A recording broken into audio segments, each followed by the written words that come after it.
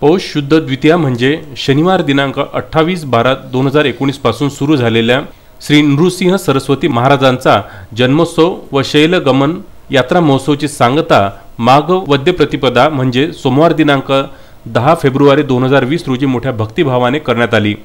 यावेळी कारंजा शहर दिगंबराच्या नादाने निदादून गेले होते।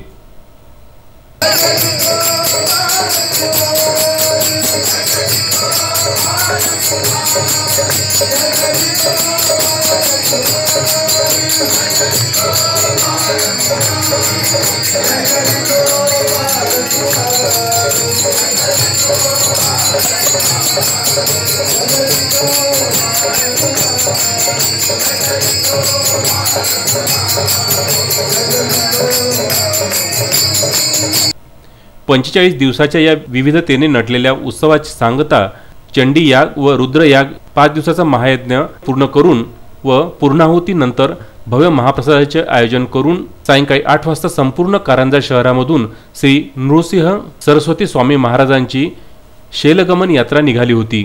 त्यामुळे संपूर्ण शहरामध्ये ठिकठिकाणी रांगोळ्या सडा शिंपून या पालखीचे स्वागत करण्यात आले।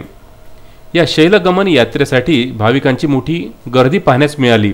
संपूर्ण नगर प्रदक्षिणा करून ही पालखी सकाळी 10 वाजता श्री नृसिंह मंदिर कारंजा येथे परत आली। कारंजाचे ग्रामदैवत असणाऱ्या श्री गुरु मंदिराचा हा उत्सव मोठ्या भक्तिभावाने पार पडला।